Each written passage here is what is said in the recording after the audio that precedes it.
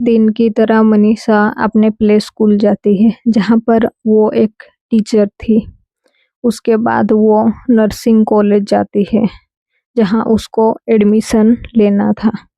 फिर ऐसा क्या हुआ था मनीषा के साथ जिस वजह से वो लापता हो गई। फिर 2 दिन के बाद उसकी लाश पास ही के गांव के नहर के किनारे खेत में मिली। इस केस को आपने रिसेंट न्यूज में भी देखा होगा। इस केस में ऐसे हार्ट ब्रेकिंग डिटेल्स हैं जो कि इंसान कभी भी सोच नहीं सकता है। आखिर मनीषा के साथ उन 2 दिन के दौरान क्या हुआ था। और ये हर बार होता है मेनली लड़कियों के साथ। बहुत बहुत सारी चीज़ें गलत होता है क्योंकि वो एक इजी टारगेट होती है। कोई भी एज की फीमेल हो, चाहे वो किसी की माँ हो, बेटी हो या बीबी हो, इंसान उसको फर्क नहीं करता है। वो हमेशा से उनका शिकार करता है। और ये सब हमारी सोसाइटी में ही होता है जहाँ पर हम रहते हैं। एक सेफ प्लेस होता है, कॉलेज, मेडिकल, वो भी अभी सेफ नहीं रहा। वहाँ पर भी ऐसे केसेस होते हैं। लोग लॉन्ग टर्म सॉल्यूशन के बारे में नहीं सोचते हैं। जहाँ पर ऐसे केस लोगों के सामने आते हैं तो वो प्रोटेस्ट करते हैं, नेक्स्ट सब शांत हो जाते हैं। बस इतना ही सल्यूशन है हमारे जुडिशियरी में। लड़कियों के लिए एक ऑब्जेक्ट की तरह उनको ट्रीट किया जाता है कुछ लोगों के द्वारा। ऐसे ही मनीषा के साथ हुआ था। ऐसे केस में विक्टिम के साथ बहुत ब्रूटलिटी किया जाता है और मनीषा के साथ भी ऐसे ही हुआ था। उसके साथ बहुत गलत किया गया और उसकी बॉडी को खेत में फेंक दिया गया था। तो आज उसके बारे में हम बात करेंगे। 19 इयर्स की मनीषा हरियाणा के धानी लक्ष्मण गांव से बिलोंग करती थी। वो एक मिडिल क्लास से बिलोंग करती थी। 12th पास आउट थी। फिर वो एक प्ले स्कूल में पढ़ाने लगी जिससे कि वो अपने फैमिली को कुछ मदद कर पाए। ये हर मिडिल क्लास का सोच रहता है, कुछ करने की सोच। और मनीषा ने भी फ्यूचर के बारे में ऐसा ही सोचा था। वो नर्सिंग करना चाहती थी जिसके लिए वो उस दिन एक नर्सिंग कॉलेज में भी जाती है और ये सब सीसीटीवी में भी कैप्चर हो गया था। इस बात को लेकर कॉलेज अथॉरिटी ने भी इनकार कर दिया था कि यहाँ पर कोई नहीं आया था और अभी तक कॉलेज भी क्लोज हो जाता है और हम लोग ऐसे ही एडमिशन नहीं करते हैं, हम लोग एग्ज़ाम करने के बाद करते हैं। और यहाँ पर एक गर्ल्स हॉस्टल का कैंपस भी था। वहाँ के गर्ल्स लोग भी मनीषा को नहीं देखे थे और किसी ने भी मनीषा को नहीं देखा था। ये सब कहना था कॉलेज वालों का। यहाँ तक कि कॉलेज में कोई पॉलिटिकल पार्टी भी इन्वॉल्व नहीं है। पर मनीषा के फादर जो थे उनका कहना था कि कॉलेज में कुछ लोग ऐसे भी थे जो कि ड्रिंक्स कर रहे थे और ये सब सीसीटीवी में कैप्चर हो गया था। मनीषा के फैमिली ने सीसीटीवी के लिए कॉलेज वालों को रिक्वेस्ट किया तो उन्होंने कोई भी हेल्प करने से मना कर दिया। उन्होंने क्लियरली ये बोल दिया कि मनीषा यहाँ कल नहीं आई थी। 11 अगस्त को मनीषा लापता हुई। फिर पुलिस ने जांच किया जो कि बिल्कुल भी ठीक तरीके से नहीं किया गया। इस वजह से नेक्स्ट डे तक भी कोई एविडेंस नहीं मिला। जब मनीषा के फादर ने पुलिस में रिपोर्ट कराई तो पुलिस का ये रिस्पॉन्स था कि वो लड़की है, किसी के साथ भाग गई होगी, जिस बात से कोई भी एग्री नहीं हो सकता है क्योंकि मनीषा ऐसी बिल्कुल भी नहीं थी। फिर नेक्स्ट को जब एक बॉडी पुलिस को मिली तब पुलिस ने मनीषा की फैमिली को इन्फॉर्म किया। लगता है जैसे कि वो वेट ही कर रहे थे कि कब एक बॉडी मिलेगी, नेक्स्ट हम इस चैप्टर को क्लोज कर देंगे।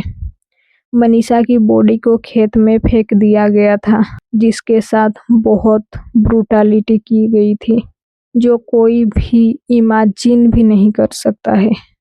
मनीषा के गला को 29 cm तक काट दिया गया था। इसका मतलब पूरी तरह से उसको काट दिया गया था। और मनीषा के बॉडी से कुछ ऑर्गन भी मिसिंग थे, जिसको पुलिस ने ये बोल दिया कि ये सब जंगली जानवर ने किए हैं। और कुछ दिन बाद पुलिस ने एक सुसाइड नोट भी दिखाया, जिससे कि ये बोला गया कि मनीषा ने सुसाइड किया था, वो भी पेस्टिसाइड पीकर। और पेस्टिसाइड का भी एक स्टोरी बना दिया कि उसने एक दुकान से पेस्टिसाइड लिया था, जहां पर रजिस्ट्रेशन में मनीषा का नाम भी लिखा गया है। 8 दिन तक मनीषा की बॉडी को पुलिस ने रखा, क्योंकि गांव वालों ने उसकी जस्टिस की मांग कर रहे थे। ये सब अराउंड 15 अगस्त के आसपास के दिन में ही हुआ है। मतलब आप समझ ही रहे होंगे, इंडिपेंडेंस डे, जब एक लड़की सेफ ना हो खुद के ही सोसाइटी में, अपने देश में, और इंडिपेंडेंस डे हम मनाते हैं।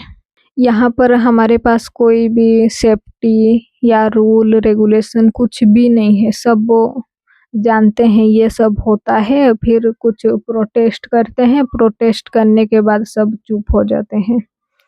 मैंने कोई भी चीज का लॉन्ग टर्म सोल्यूशन नहीं है, सिर्फ अभी के लिए देख लो, बाद में सो जाओ, यही चलता है। अब क्या होगा, कुछ चेंजेस होंगे, आप सोच रहे होंगे, तो बिल्कुल सही। एक न्यू टीम केस की जांच करेगी, फिर कुछ रूल बनाएंगे, फिर कुछ रूल बनाए जाएंगे। नेक्स्ट एक टोल फ्री नंबर भी इशू किया जाएगा वोमेन Z++ सिक्योरिटी के लिए। हेलो, मेरा कोई पीछा कर रहा है, वो मेरे साथ जबरदस्ती कर रहा है, आप कहाँ हो, जल्दी आओ, यह सब होगा और कुछ भी नहीं। 1 ईयर्स हो गए एक डॉक्टर की हत्या को, 12 ईयर्स कंप्लीट हो गए निर्भया को, और स्टिल ये सब केसेस कम नहीं हो रहा है। इससे ज़्यादा ब्रूटल और इससे ज़्यादा मात्रा में हो रहा है। इस टाइप के केसेस में सिर्फ पॉलिटिकल ड्रामा ही देखने को मिलता है। हमारे सोसाइटी में इस टाइप की केस बहुत कम आपके सामने आते हैं, क्योंकि हमेशा जब इस टाइप की केस लोगों के सामने आती है तो वो लड़की को ही क्वेश्चन करते हैं, अक्यूज को, जो क्रिमिनल होता है, जिसने उसके साथ क्राइम किया, उसको कोई भी क्वेश्चन नहीं करता है। सिर्फ और सिर्फ क्वेश्चन किया जाता है लड़की को, वो गई थी, उसने ऐसा किया होगा, उसने ये पहना होगा, ये सब विक्टिम ब्लेमिंग ही चलता है। इससे क्राइम जितना उसके साथ हुआ है, उससे ज़्यादा तो आपने उसके साथ ऐसा बर्ताव किया, ऐसे नाइंसाफ़ी चीज़ की, जिससे कि वो लाइफ टाइम एक ट्रॉमा लेकर जीती रहेगी। और आप मानो या ना मानो, ये सब पुलिस से, जुडिशियरी से डरते हैं, क्योंकि दोनों का जस्टिस देने का प्रोसेस बहुत स्लो होता है, जिससे कि हम सब सफ़र करते हैं।